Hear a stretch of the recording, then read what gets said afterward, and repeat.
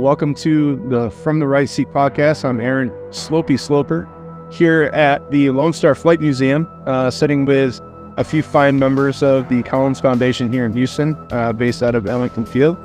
And we are going to talk about more warbirds today, getting out of the World War II era that I'm used to and kind of stepping foot more into the Korean and Vietnam War era and beyond as well. So, gentlemen, welcome. Thank you. Thank you for having us. Thanks for taking the time out of your hot, busy Saturday, especially today. Today was it wasn't a scorcher, but it was definitely a busy day, as you did something pretty significant with the Collings Foundation. Who would like to share? Well, we decided to go up and take the F-100 up for another quick hop today. It did its first flight after being down for a number of years, about a month or so ago, and decided to go up and take her for another spin. Ventured away from the field. They did a little bit of air work, I think, out over the water, and brought her back, and everything worked great. Awesome. That is so cool to hear. And then a few weeks ago, the other two members here, Jack and Jamie, they've bonded very well, it seems, here with the Collins Foundation, and y'all do YouTube together. Yes. Yes. And it sounds like y'all exploded when the first engine start of the F4 Phantom. Is that correct? Anytime that thing makes noise, people love it, and it's not hard to see why. Yeah, absolutely. Oh, yeah. I had the fortune of having Jamie introduce the work I do online with videos and photos and whatnot, and that gave me a platform to talk about what we do here, and then also with the other aviation experiences I've had, and that's what my page is mostly about. Awesome.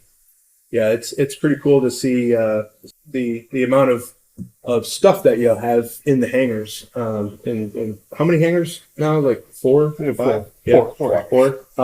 Just the amount of sheet metal and jet fuel and whatnot are sitting on the ground, and it was really cool to see a few of the aircraft that I've marveled over the last 15, 20 years of my aviation experience. It's finally come to light, and appreciate y'all for sharing that. And now I'm going to get into each one of you and kind of get to know y'all a little bit. And we'll start on the left here. Jack, what inspired you to start volunteering with the Collings Foundation? Ooh. Well, so I actually never heard of the Collings Foundation up till about a year ago, when I was volunteering with the Wings Over Houston Air Show, Command Air Force. I bumped up against Jamie while he was filming a video. I quickly apologized because I had no idea, because I was busy out there working all day. But I said, "Wow, this is really cool. I've seen these jets fly in the past, and how do I get involved? Because Show up every Saturday. Aviation is my passion. I grew up going through Civil Air Patrol as a cadet. Now I'm a senior member. I've always grown up around Ellington, and now that you've been here today, you know that every day here is an air show. So the world of aviation, especially the people, the places, and the things that we do in it, it's a really unique environment. And I just fell in love with it, and so I bumped into Jamie, and he said, "Yeah, we're always looking for hardworking, determined, people with who believe in sweat equity, and who actually have a pure interest in furthering this sector of the warbird world." And so that fit exactly what I wanted to do. It's one of my big goals, is to be involved with this and share it with other people. That's the reason why I have my page, is to get it out there, inspire others. So that was the biggest thing with me, was having the opportunity to do it. A lot of people ask, how do you get involved with this? And you really just have to ask. You have to be genuine. You have to say, yeah, I actually care about these things. I have a passion for it, and what can you bring to the table? What can you improve? The team environment, you have skills that are relevant, just come with a learning mindset, growth mindset. And that's what I had. And that's how I got with Collings Foundation. Chris, what inspired you to start volunteering? Well, probably I was in Boy Scouts. One of my friends in Scouts, his dad was very involved with the foundation, had been for a long time, and I didn't really know anything about warbirds like growing up or anything like that. And at the time, Rick Sharp, our chief pilot down here for the Jets, was also a sponsor for the CAS Red Nose Mustang, and it was at Hobby. And it was after a scout meeting, like, hey, you want to go see a Mustang? Okay. Sorry, guys. Yeah. So that was my first introduction to warbird was sitting in the backseat of a Mustang, and just still pretty young at that point. So just kind of around at the time, Foundation had our B-25. It was stationed down here. This was before any of the jets even showed up. But not long the jets started showing up, and it was involved peripherally. And then probably after I graduated from college, I really invested myself in becoming really active with the organization, and it just, I found myself just interested in, probably the thing that initially it got me involved, interested, was just there's something different about knowing what's going on inside the airplane when it's starting and running, and the engineering and that kind of stuff. And of course, appreciating the history and everything of these airplanes just kind of naturally comes along after that. So, Very true. Man, introduction to aviation. Sitting in a Mustang. yeah, Jealous. That's a good one. That's a good one. That's a good one. I'm jealous. Jamie, what inspired you to start volunteering? Well, it was actually my son coming home one day. It was on a Thursday or Friday, and he had known Crew Chief Al from the flight school here locally. He helped Crew Chief Al, who was working as a mechanic there. And he come home one day. He goes, "Hey, Dad, you want to come see a Phantom startup this weekend?" Okay. Yeah, right. And pretty much since that very day, I've been volunteering and helping turn wrenches on this thing, Cool. and it's been one heck of an adventure. And fortunate enough also to share it on the YouTube, and that's seeing that historical connection from all the veterans has been, hey, I helped launch these things off of the USS Midway, or hey, I was there at Clark Air Force Base in the Philippines with these things. It's awesome to see one still running. Wow. So seeing that historical connection that a lot of the commenters have shared, it's been awesome. Yeah. And I don't think I could turn away from this thing at this point anymore. This has rapidly become my favorite jet. Awesome. So, Jamie, what's your background in aviation? I was an Air Force brat growing up on Little Rock Air Force Base, so I have a very deep love of the C-130. Growing up there for the better part of 16 years before I left to join the Coast Guard, and oddly enough, never did aviation in the military, and just kind of been around. I've always enjoyed air shows and the historical stuff, doing the computer flight simulation, and then now involved with arguably a very iconic Cold War aircraft. Mm-hmm. It's just fueled that even more. What's your background in aviation? Yeah. I really had none. It kind of, as I told him how I kind of became connected with the organization, it just kind of naturally developed as I continued to come out and volunteer. And, it really doesn't even have anything to do with my day job. People ask me, well, what do you do? And they assume, if I was in the Air Force and everything, my day job, I'm a nurse. So, developed along with, coming out here and working with the airplanes. Sweet. What's your background in aviation, Jack? Well, like I said earlier, I started in Civil Air Patrol, and one of the major pillars of education in CAP is aerospace education, right? Mm-hmm. I did Powered Flight Academy, Shirley Martin Powered Flight Academy in Nacogdoches. That's where I got my solo. I was young, and I didn't continue to pursue aerospace from there, and I kind of lost it.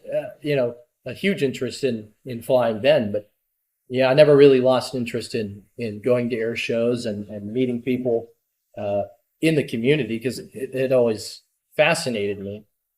I'm an A&P by trade. I'm in school now for that. I do have some major tests coming up, which I'm super excited about getting that certification and getting into the world of maintenance with a good company. And I have such a great foot in the door with Collings. I've gotten a lot of experience with ground handling, and ground equipment, and how the maintenance world works, and also with the Vietnam War Flight Museum here at Wellington Field, all the Soviet era aircraft, the MiGs and stuff like that.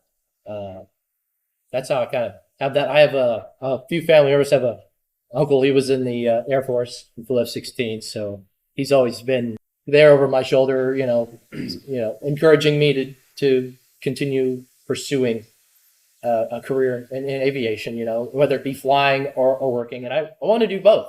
It's expensive, it's difficult, it's a difficult path, as anyone knows in the aviation world. None of this stuff is easy.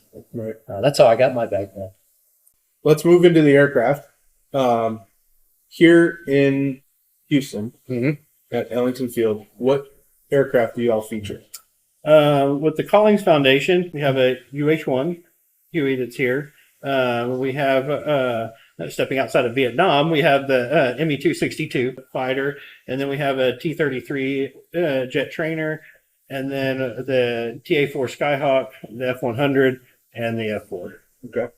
Quite a vast, different range of aircraft. Especially, there's not a lot of volunteer organizations that have a helicopter, such as the Huey. And we actually went over and seen the Huey today. And caught a couple stories, which is pretty cool. Oh, yeah. Yeah.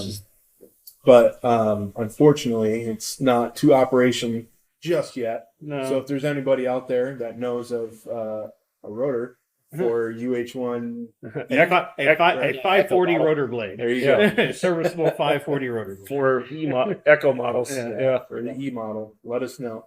What are some of the hurdles and challenges y'all have encountered with specifically? Let's break it down between certain aircraft. Let's start with the Me-262. What hurdles have y'all? The 262 hasn't presented too many hurdles, mostly because it is a new build aircraft. Okay. It's essentially a new airplane. Right. And 2002 model. Yeah. So, that's when they were completed. The internal systems, the airframe is built like a 262. They reverse engineered original. All the things inside that make it go are all modern. Okay. Largely derived from Learjets. Has a lot of systems and stuff from early Learjets. Finding a lot of the parts and pieces that do make it go are not too difficult. It's a pretty simple airplane. Mm-hmm. Yeah, there's a few things that, like some of the actuators that make the landing gear go up and down. Those were custom built exactly to replicate the original 262. So, you can work on them, but they do present their challenges. You don't just go down to your aviation hardware store and figure out how to fix it and that kind of stuff. But it has actually been a quite reliable aircraft since we got That's it. good to hear. Mm-hmm. How about the pinnacle of today's story, the F-100? The F-100, probably just the fact there's not a lot of them flying.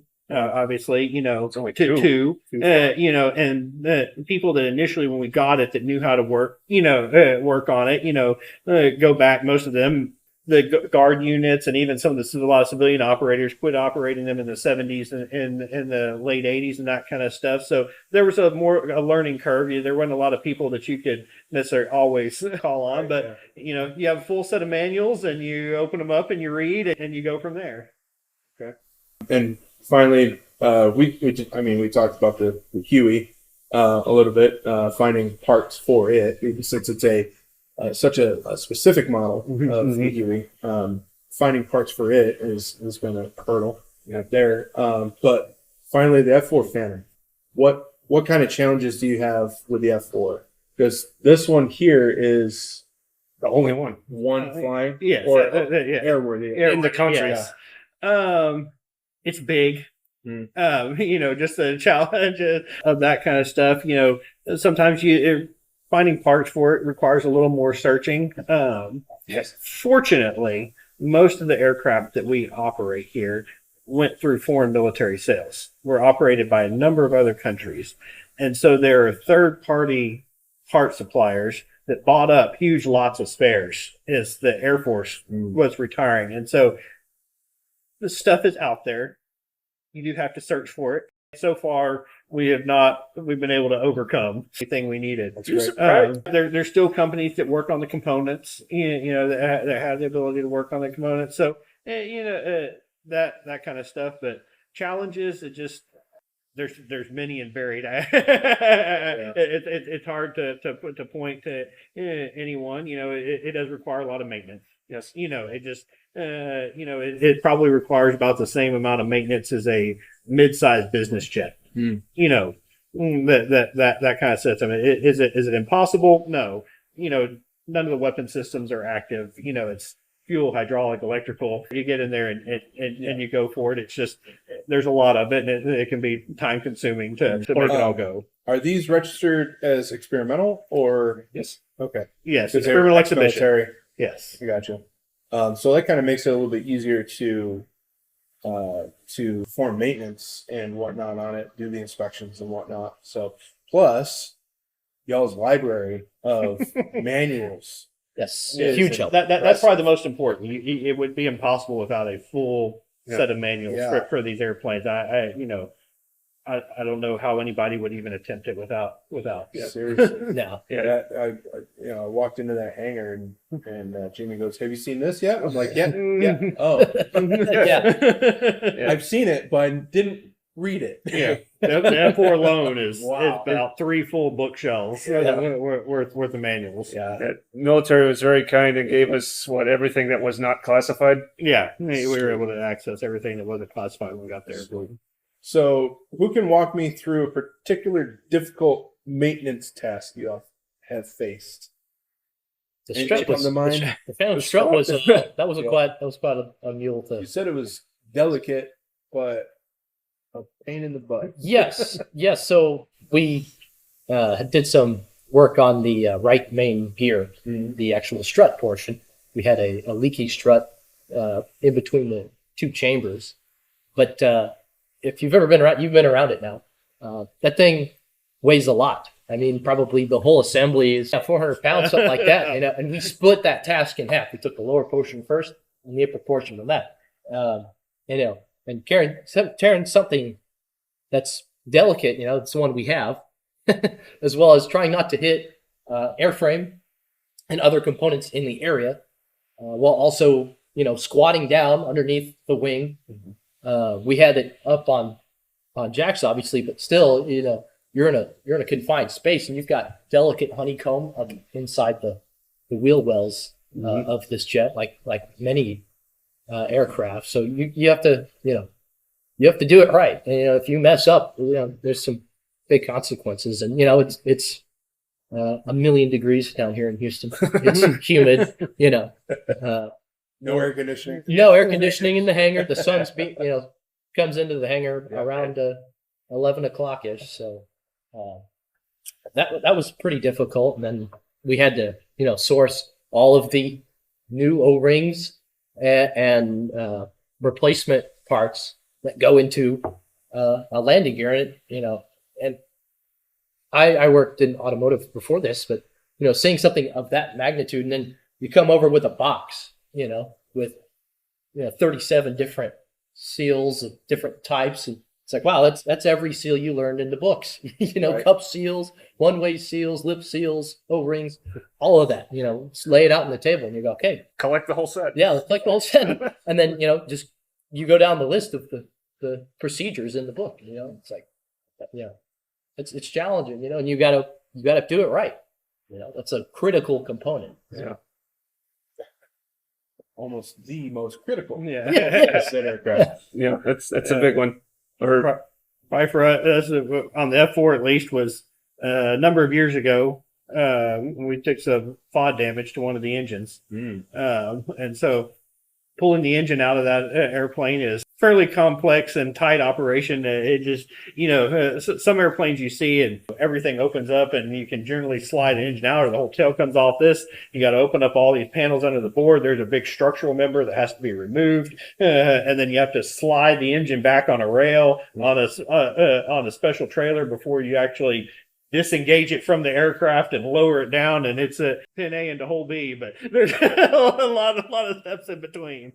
Anything come to mind for you? Oh, the electrical system, because that's kind of what I do by trade. I was an electronics technician in the Coast Guard before I retired from that, and I'm working as an electrician now. And so I've been working pretty darn hard on that electrical system, and we finally got that piece back together when one of the other guys found a bad contactor that was prohibiting us from taking ground power, which we needed to do before we could test out everything before we could run up the engines, make sure we're not going to kill a generator in the process, make sure nothing was bad that way. So taking a deep dive on the electrical system's been fun and interesting and a bit challenging.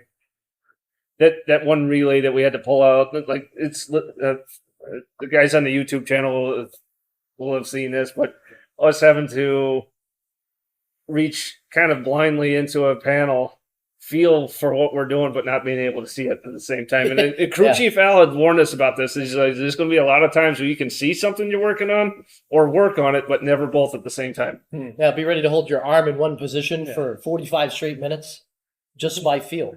That was my role in that relay process of removing the relay, and it really is. I mean, even from the view I had from the other side of the backbone, I had probably inch and a half of view inside of what we were trying to look at, and I couldn't even see what we were looking at, and that was the good view. Jamie was looking over the edge of the airplane. And at a diagonal facing the opposite direction that he's looking. With a mirror. And we had a little, with a little screwdriver, so we're trying not to lose these little nuts. We ended up and bolts. one. We lost one, so we did pretty well on that, but they're non-magnetic. And the panel that you this get to is go in, searching. it's there's a whole lot of stuff in there, gyroscopic radio equipment. Yeah, a bunch of stuff. It's that really one hard of to those things access. where you work on a vehicle, drop it, and we go, well, never see that again. Yeah. Well, it's like you gotta find it. You gotta find seeing that again. Yeah. It's 10 pounds of stuff crammed in a 5-pound sack. You can look at it or touch it, but not both at the same time. Borescope cameras come in very handy. Oh, I bet. You might be able to use this trick. Bent a piece of safety wire and taped it to the camera head, and as was fishing it around trying to find that one, it was a nut that we dropped. It's like, oh, there it is, but you can't reach it. You can't get a set of pinchers on it, but you could drag it to a nice little open area where you can grab it. That little, it's like, oh, there it is, and then just maneuver the camera around and then hook it, and then you can drag it somewhere accessible. Interesting. Yeah. Then the key thing we said is it's not magnetic. You can't get a stick magnet or a flexible magnet, nothing out there. Sweep on it. No. Yeah, and you don't want to be waving that around other sensitive components either. Yeah. So how do y'all source parts for these aircraft? That's more your department there. Y'all got shelves. Yeah, some of it has just been stuff we've been able to acquire over the years. Somebody has it sitting on their shelf, we're able to get it, and lots of stuff. A lot of it, there is stuff that is held by a lot of third-party aircraft parts dealers out there, and sometimes it requires some searching. There's various programs and things that you can use to search that kind of stuff, and it can take a while to track it down. But so far, everything we've needed, we've been able to come across. New old stock type stuff. Yeah. We, like I said, these people would just buy huge lots of parts from the military as they were retiring. Does the military still have new old stock in it somewhere? Have you come across for these airplanes? Probably not much, but we don't really have access to that. From the military, right. They don't support these aircraft in any way for us. And I think probably for us, it's a good thing that we don't have to maintain the heart of the jet, which is all the combat systems. So I like to say that we essentially have an F4 shaped airplane that we're taking care of. So it's mainly engines, fuel, hydraulic, airframe, electrical. We don't have to deal with the radar. We don't have to deal with weapons or armament systems or any of that stuff. You know, the radar is in the airplane just for ballast because for that. But you know, part of the demil when we got the airplane was they cut all the power control cables and everything to it. And people, you know, you'll have the people come along. Well, we can make that thing work and that kind of stuff. And our first thought is, but why? we have plenty to occupy our time than a useless system that we have no need for. Right. It's not even a good weather radar. Yeah. Another thing to mention about specifically the F4 is, you know, we'll pull some of these electrical components out during our diagnosis, and some of these parts are pretty dang old. You know, some of them are 40, 50 years old. So it's really impressive. The craftsmanship that was, and the hard work that was put into manufacturing these machines is insane. You pull stuff out and it's like, wow, you know, this is 35, 40 years old, but it looks like it just came off the assembly line. You know, the wiring, if you look at the wiring, it's circuit breaker panels and things like that. The integrity of the wire from color, you know, to the quality of the wire, you know, no corrosion, nothing like that. It's really a testament to how well built some of these airplanes are. Are there any specific parts, like the Huey's rotor, that are particularly hard to find?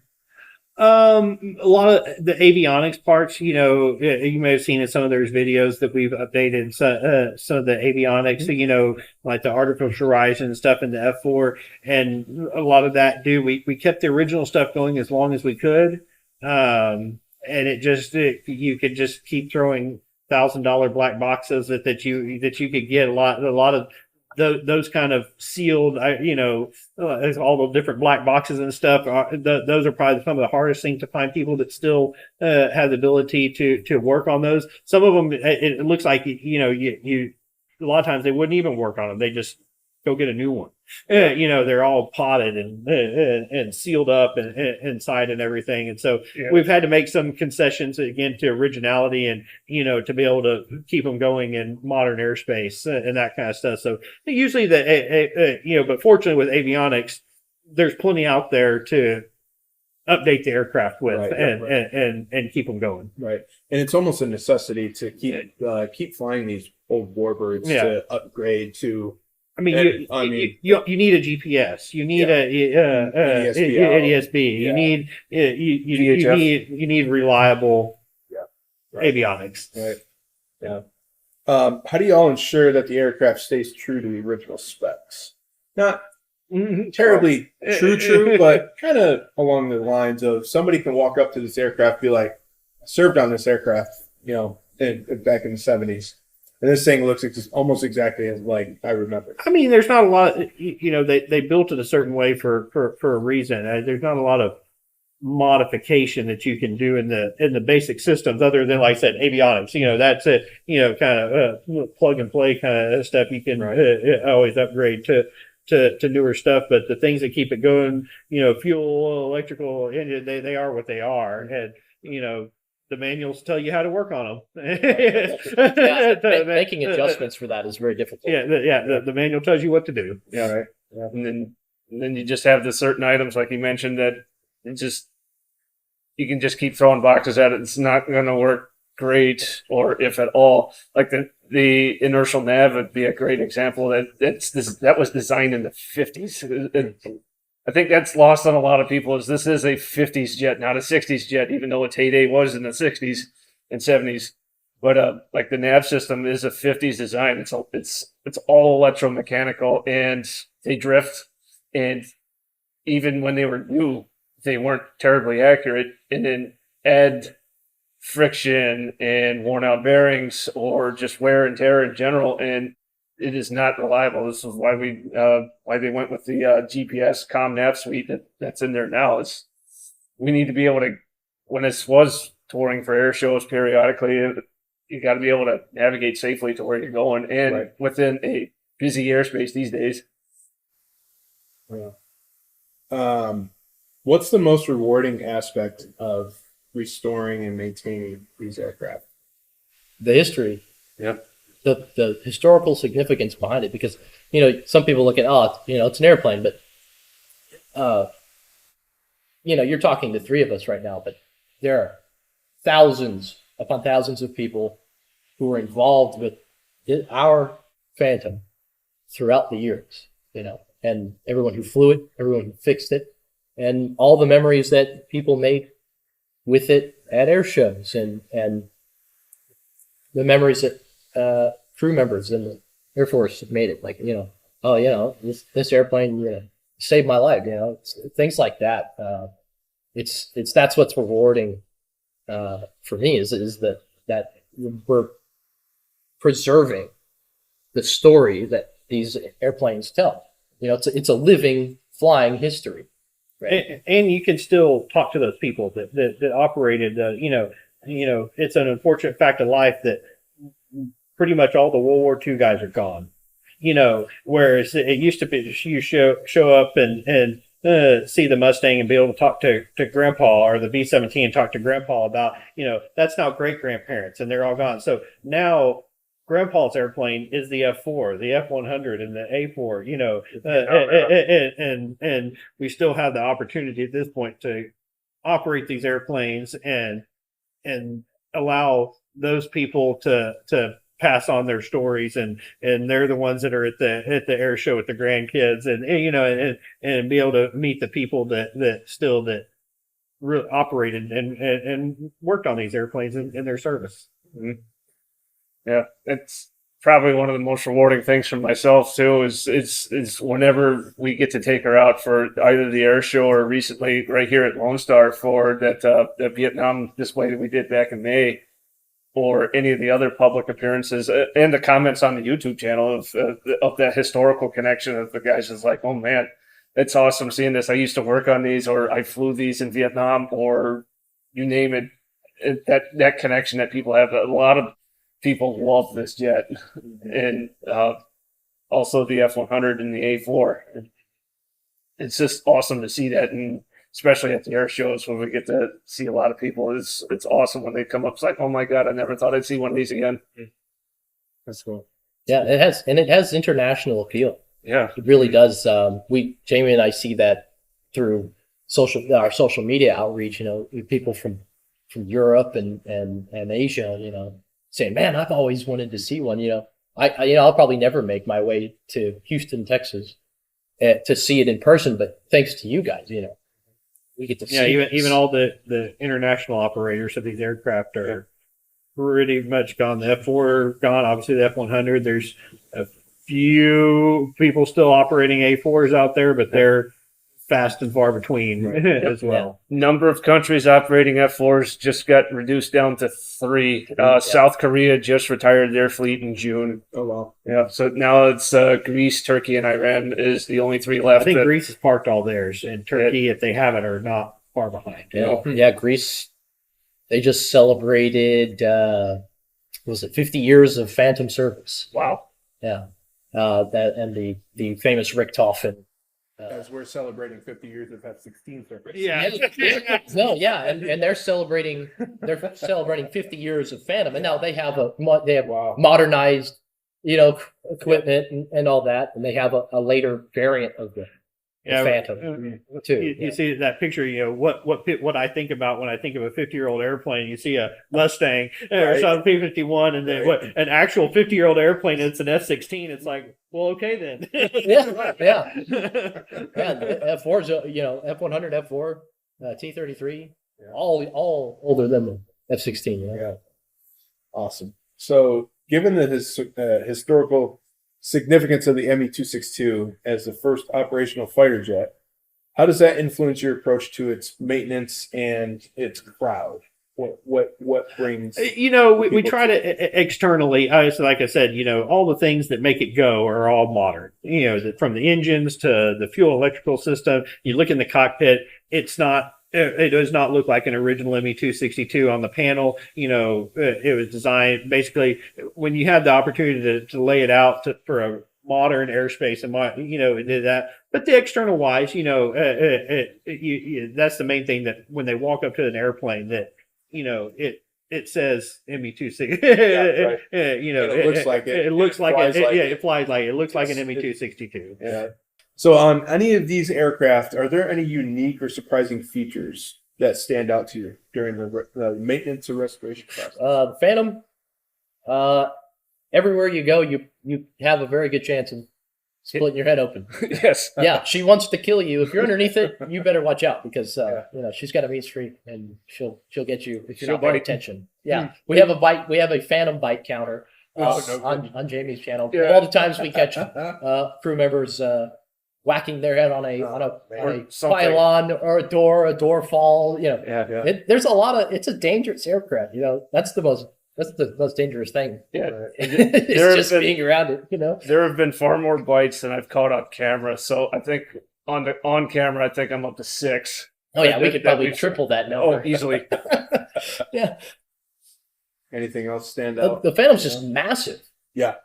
Same with the F-100. When I first came here, I got a little quick tour of the hangars, and I had only really heard of the F-100 through documentaries on the Vietnam War, and they did play a huge role. But I walked into the T hangar that we have, and I was like, whoa, that canopy is 12 to 15 feet off the ground without any load on the airplane. You're looking up, wow, there's good 3 or 4 feet of space in between the bottom of the ladder, and the ground. So it's a big airplane, and each one of these airplanes have a distinct smell. Really, they do. It's the old airplane. You smell. walk around the F-100, you go, oh, that's the F-100. You could be blindfolded. I can tell you that's the F-100. F-4's got a certain scent. It sounds funny, but it's true. That, yeah, brings you back to the Beech-18, the T6, and the B-17. Yeah, he's right. Yeah. How about y'all? Any surprising features that pop into mind? Probably the when the F-100 came along, I had heard the concept of what they call a hard light afterburner. The F4 has a multi-stage afterburner, so when it goes in, you can have a little bit of burner. You have a lot of burner, and you kind of just hear it's all white noise when it's outside. But the F-100, it's either on or off. That you don't realize that the power of that explosion, if you are near it, it bites forward. It is pretty impressive. Yeah. I kind of wish the wind was going the other way, because we would have heard it far better at our end of the airfield versus where it was earlier on the north end of the airfield. Mm-hmm. Is that even though we heard it distinctly, it's really impressive up close, from what I understand. Yeah, even from a couple thousand feet away, you can hear it run up. The F-100 is really smoky, so is the F-4. You see that big cloud of smoke come down the runway, and then you hear, and then you just get a constant sound until you reach a certain speed in the pattern. Then, pull the afterburner back, and then it goes quiet for just a half second, and then the nozzle closes. Boom! Back. The nozzle closes again. It goes boom, and you can hear it again. That is a really good point. Is the 100 has that burner that's so distinct. Yep. Moving into a personal impact here, how's working on these aircraft influenced your understanding and appreciation of aviation history? Let's start with you, Jack. Man. Well, like I said, it's a privilege to be on a crew like this, and I owe it to everyone else. And yeah, you should go through life like that. Always be appreciative of what other people do for you, because they're making a sacrifice, and then trying to figure out how, me personally, how can I give back to somebody else? If I'm the lowest person in the chain, how can I make a difference? And my understanding of aviation history, I already knew that it was the most important part was the people behind it, the history, and also the airplanes. The airplanes are the star. The people are kind of in the background.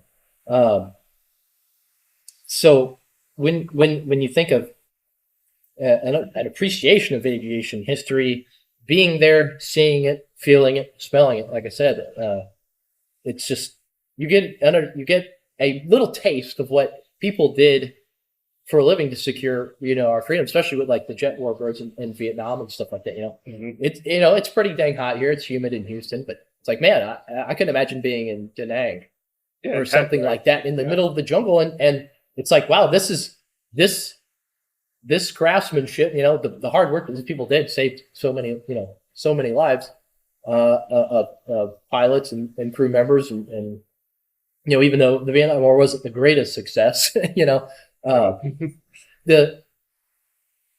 lot of people came home from that, and had those stories. So being able to learn about that and hear from people, we've had a lot of cool VIP guests come out to the hangar to come in front of an airplane that, wow, I flew that, an F-100 50 years ago. Yeah. And it's like, wow, that it brings back memories and for those people, and it's kind of sentimental, and you feel a sense of satisfaction that you brought that joy to somebody else. Yeah. We had that F-100 pilot Yes. Recently that came and paid a visit, and he had a big old grin on his face when he went up that ladder. Yeah, like I said, the ladder's 3 or 4 feet off the ground. This gentleman was what, 80 something? He's in his 80s. Yeah, 87, 88, around that period. I've never seen someone of that age, and I'm not being disrespectful to elders, but man, that guy jumped right up onto that ladder, all the way up into the up near the cockpit. Yeah. No, it was the most. I was like, it was one of those small little things, but I was thinking about it later. I was like, wow, that guy had so much energy when he was here, and he brought his whole family, and it was just like, wow, I'm part of this. I get to bring that experience that these people, and it's like they did so much more than we did. Right. Yeah, kind of like you said, to oftentimes with history, and for someone to become,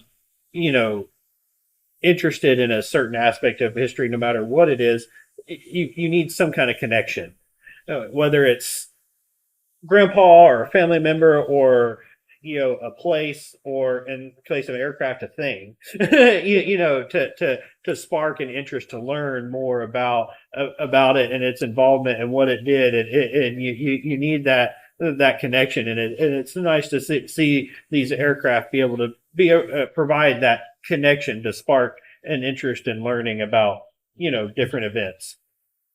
Oh yeah.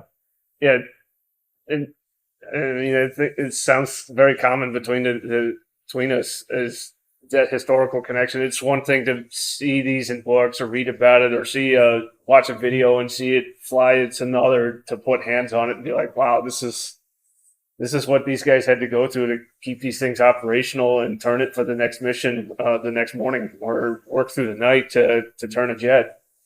And it's when you see that, especially like in the public events where we have the jets out and you see that, it's awesome. And also, like from the flight sim standpoint, you don't get a sense of that scale of sitting in your virtual cockpit. You don't feel the jet. It's hard to grasp that sitting in the virtual thing, and just being able to put hands on the real thing is just awesome. Just sitting in the cockpit of the Phantom. That's just, I get giddy every time I get to go up there, and even if it's to sweat 30 gallons out while I'm sitting in there for 10 minutes, it's still the coolest thing I've ever done. Mm-hmm. Sit in that cockpit. It's like, wow, to play fighter pilot for a few minutes up there, Your inner child comes back. Yes. Yeah. And it doesn't matter what age you are. You can be, right. You could be, like I said, you could be almost 90 years old. Making up families. Yeah. I've done that to 262, admittingly. It's really easy to do because that one's all mechanical controls. You sit there and stir the stick. You're like, yeah. We were pulling the 262 back over from the Vietnam War Flight Museum. We were servicing some tires and struts and whatnot, and it's the seats. They're metal like a bucket. So they were sitting out on the ramp. It was like, who wants to go ride the brakes? And I said, yeah, I'll do it, because I'd never sat in it before. And I sat down in it, and of course, I experienced 110-degree see, So, but I'm still in there, moving the stick, and one of the other volunteers is behind me, and he's like, "Oh, I got to try that too." So he's up there, so I'm watching the stick go right and left, right forward. And then the 262, it's got manual flight control, so you don't need hydraulic pressure to move flight control. So you're over there moving the ailerons and the elevator. My rear end is on fire, but this is fun, darn This it. is fun, yeah. It is. Second-degree It's worth bonfire. it. Yeah. How does your work with the Collings Foundation impact the broader community and aviation enthusiasts? Your opinion. Our opinion? Yeah. I'll let you. Oh, Jamie. well, again, with the public displays and with the YouTube comments and social media, seeing all the maintainers, all of the crew, all the pilots, anyone that's had hands on these jets over the course of the years, and more recently helping bring it to life within the simulator world. This year in DCS, the F-4E just launched, and that has been a very highly anticipated module. And for us, we had a small part in bringing it to life because not many people have a real live one that it can grab some artwork, some sounds, or hey, how does this operate, or what does this do? How does this move? And we were able to help with that. So that has had our jet has had a broader outreach with that as well. So it's really, really cool to have that too. And the simulator he's talking about, a DCS digital combat simulator, some of these models inside of this game, everything can go wrong. I mean, they go through everything. They go through manuals, and you could have something that actually goes wrong in real life happen to you in the game. It is really, like you said, you can't get you can't feel the forces of flight in it, stuff like that. You have limitations with your screen or VR, whatever you use, but it's very real. Accurate, yeah. It's super accurate. And then just to kind of piggyback off of what Jamie said, it's seeing people come out and see the jets and go, wow, this is really significant for me, family or friend or whoever it is, they had a big connection with this in the past. And then on social media, that was the point of my outreach. And before the Phantom, I still put out stuff on air shows, and every airplane I saw come across, find the history of it, who owns it, try to find the history. You can do some digging online and you can find the history of an aircraft because a lot of the stuff is public. So I had done that for years before this. Once we came to the Phantom, it was like all of a sudden it wasn't just one-sided. It was I'd put something out on Instagram or YouTube about an airplane, and someone would be able to comment back, and someone came across and they said, "Oh yeah, I worked on such and such in this years and that years, and I know exactly what you're going through. That sucked, or this was a really cool experience when I did that." And I think it's so much more significant than sometimes we realize, because it is honestly easy to take stuff for granted, especially when it's like, oh, that's the F4. We go see it every week, or sometimes bi-weekly, tri-weekly sometimes. And there are people out there that's their dream to even see it parked in a hangar and in the dark or on display. They spend time traveling to air shows to see stuff. So I think it's super important that we do this kind of outreach, and that's the reason why I'm on the team. This is because of what Jamie did on YouTube, his outreach, and what Collings did at air shows, and because I had seen their assets before. I didn't know.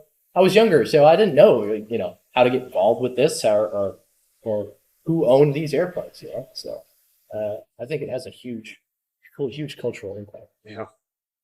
The Phantom itself has its own unique culture. Yeah, no, the Phantom has its own little clique, and then all the other airplanes are also so unique and very cool. Yeah.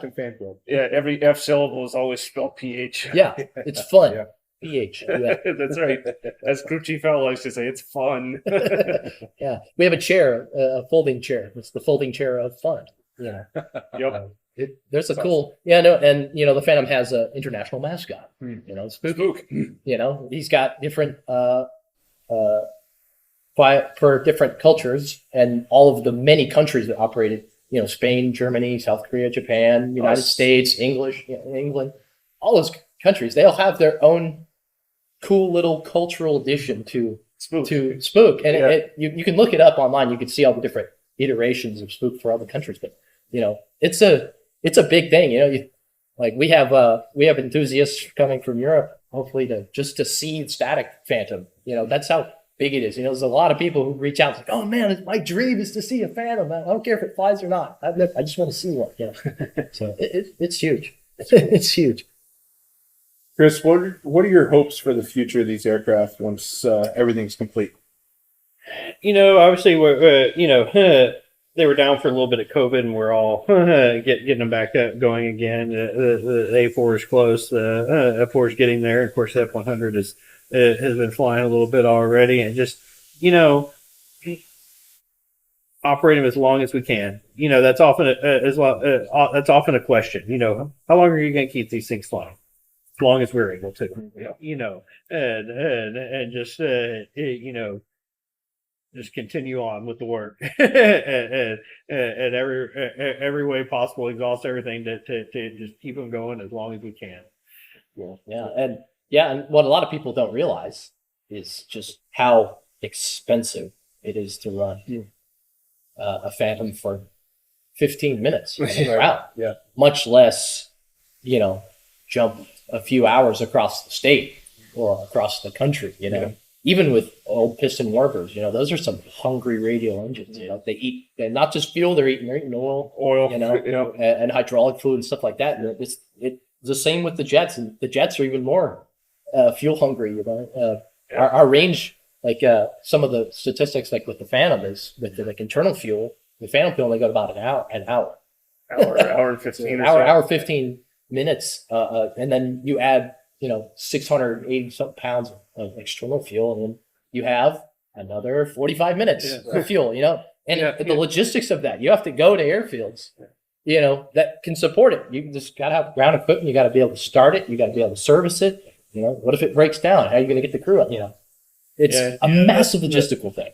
The first, for about 45 minute flight is about, we use around 1,000 gallons of gas in the F4. Well, that's $8,000 right off the tailpipe, right? We're not. And Phantom requires a full burner takeoff.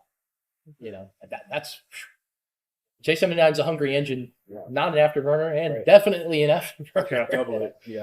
And there's two engines. You get benefit with the F-100. It's got one. Phantom's got two. I think on a cross country, the fuel consumption rate's on par with a Boeing 737 thereabouts. We calculate about 20 pounds a mile. So jet fuel's 6.8 pounds per gallon. Mm-hmm. So it's a little over 3 gallons a minute or per mile. Man. Yeah. Ain't nothing like it though. That's why donations are huge and attention. Have people who actually want to donate and keep these things flying. That's how it works. Keep them flying. That's the universal slogan. They run on tanks, not on things. Yeah. I like that. So, looking into the future, are there any other aircraft you hope to work on with the Collings Foundation? I don't know. With the tour ending, the bomber tour having ended, most of the World War II stuff, is pretty much going to operate here and there. Most of that will be, from near around Massachusetts, where the foundation is based off of. As far as like acquiring, you look at what's available, there's not a lot of options out there that are really available, different types of aircraft. There are a few major projects, but I think pretty much we'll be focusing on the aircraft that we have currently. Yeah, it's a handful. It's a handful. It's a lot of work already. And anything more modern than the Phantom's just that much thirstier. Yeah. And if you think about it, anything else we'd be wanting to acquire is something you find in a museum. You got to remember the age of these assets. They're not just out there. Just like any old historic aircraft. Or would be a major undertaking to return to the sky. Yes. Yeah. No, it takes a lot of work. Because I think you guys are doing that because you guys just recently got not just a C-47, but a AC-47. AC-47. Yeah, so we're stepping out of World War II a little bit and looking into Vietnam. Having the resources for it, having the pilots for it and whatnot, having the training, having the backers of the Gulf Coast Wing as a whole to be able to run this aircraft, now stepping into the Vietnam War era, where we're seeing, like with the Collings Foundation, more and more aircraft come to fruition and are able to be restored and or maintained to that flight status. And we're able to, in looking into the future, and I say future from the aspect of the AC-47, like with Lieutenant Colonel Fray Doyle on another episode of this podcast, he even said he's the commander of the 4th Spec Ops of the United States Air Force. He's like, we can't wait for y'all to get this thing in the air. And there in the back of my mind, I heard, we can't wait to be able to fly with y'all. Doing like a legacy flight type thing, a tribute to the gunship. I'm hoping to be able to reach out a little bit more in the aviation community just through the acquisition of this aircraft. So Nice. We're stepping into that new era. Well, like you said, unfortunately, most of the World War II guys are gone. Right. It's the Vietnam guys who are now the The ones bulk around of our veterans, to pass on their stories and see their planes could fly and stuff. So I guess the question that's lingering right now, at least in my mind, is when will the F-4 fly? Yeah, that's a question we get all the time. When it is ready, Yeah. I think the general goal is the end of the year. Yeah. Very soon. Yeah. Hopefully. Hopefully. Every video that you put out, Jamie, it seems like you're getting like a lot of work done during the week, Yeah. and it's impressive to see that work being done and how far you push every week to getting airborne. I'm just like, that's pretty cool. Yeah. Getting her back running was challenge. it was significant. Nothing will make these airplanes break faster than sitting. And even work on it. The push was to be able to get out and start running the engines and really exercise. We can exercise hydraulics some on mules and that kind of stuff, but really just it all running. That was a big push, and so we were able to get that done, and hopefully should have that little fuel leak fixed, and we can fire up the other engine then too, and get it all going again. And We're getting there. It's sometimes slower than we want, but steady, and it's happening. She'll probably decide too when she's ready to go again. Kind of like what we learned with the F-100s. Like every time we thought the F-100 was ready, she'd throw another wrench at us. Be like, "Oh no, I need a new fuel pump now." Yeah. Or go find me a new wheel bearing. So she'll get there. Just we'd like to soon. And of course, everybody out here is a volunteer. Right. So everybody's got day jobs, and so it's not 5 days, 9 to 5. Cranking down on the airplane. It's just slow, the nice steady pace. When there's time during the week, right?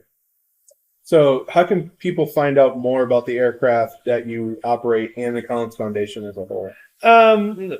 We do have a website, Collings Foundation. Can people donate on that website? I believe so. They can donate from the foundation website. You can always call there's contact information for people in the home office, that can help with donations as well. Okay. There's information about the aircrafts on the website as well. Did I hear that you have a specific button on your... Yes, so that was a recent addition on the YouTube channel. Once it crossed 10,000 subscribers, it's something really cool that Google does for YouTube creators once they reach 10,000 is on, you could add a donate button or create a fundraiser for a 501c charity. And one arm of the Collings Foundation is the the American Heritage Museum is Yes. the tank museum, and there's some aircraft up there in Massachusetts at the headquarters. So you might see it'll say American Heritage Museum, but it's all under the same Collings same Foundation. umbrella. Yes. Yep. Gotcha. So that was there, and always in the Phantom videos or any of the aircraft videos, there's always links in the video description that people could go to, which would direct them to the foundation website that way. So before I had that button available. Okay. How many units are there in the Collins Foundation? Like, I know this is the Houston. Really, just two. The Okay. main headquarters there in Massachusetts, and then us down here. Okay. The bombers, early. the B-17 and the B-24 are currently in storage in Florida at American Aero. They did the maintenance on them during the winter, as they kind of prepare, since the tour is over, to eventually display them in a building there in Massachusetts and that kind of stuff. That's where That's Thunderbird, right? well, it was the Evergreens. Oh, okay. B-17 that we acquired a few years ago. Lone Star Flight Museum had Thunderbird. Thunderbird, yeah. Yes, and they sold her a few years ago. right. I don't remember who. To the Midland?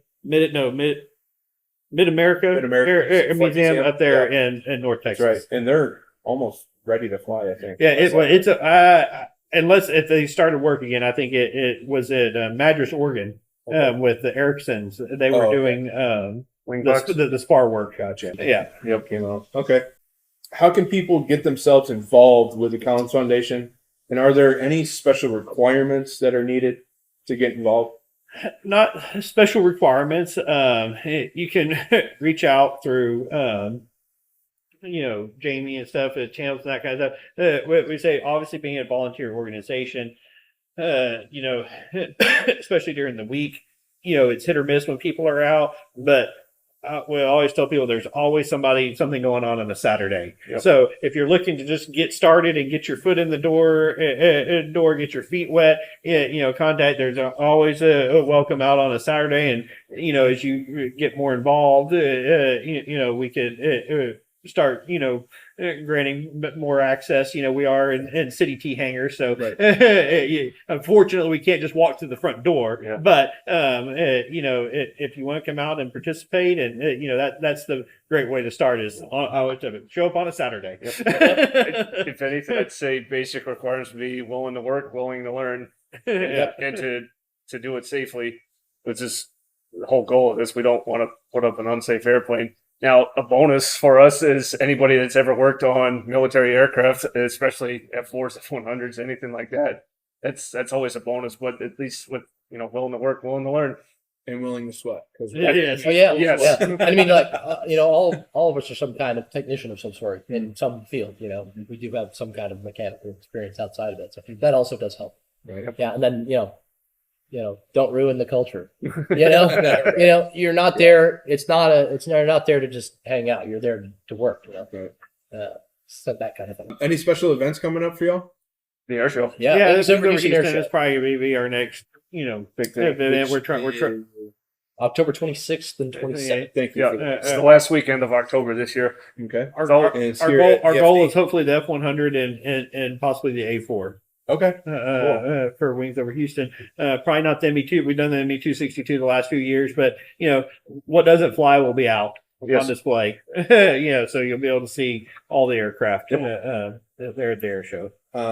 Any other special events other than Probably not at this point. No. Gotcha. Yeah, unless it's something local, like here at Lone Star, like if they're doing like a display event one day, it's like, hey, we can just tow the aircraft over pretty quickly. Okay. Jack, what are your socials? Jones.aviation on Instagram, and the same is for the YouTube, Jones.aviation. Okay. Jamie? Just the Diesel Thunder YouTube channel. The YouTube channel's grown in popularity. It just became another thing to keep an eye on. It's just didn't really have the time for it to spend most of the bulk of the social media stuff on the YouTube channel. Okay. And Chris, anything to share for social? I'm a lurker.